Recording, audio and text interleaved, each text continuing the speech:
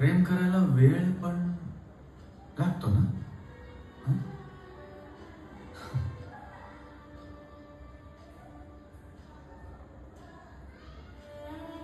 इकडे आरती आणि अभिचं लग्न झालं आणि हळूहळू आमचा कॉन्टॅक्ट कमी झाला. तिच्यानंतर कुठलीही मुलगी आवडलीच नाही.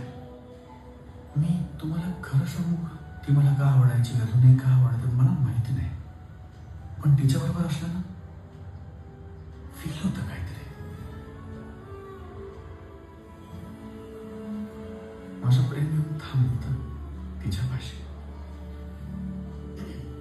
तिच्या लग्नानंतर तिच्यावरचा राग म्हणा किंवा फ्रस्ट्रेशन म्हणा, मी एक अफेअर करूनही पाहिलं.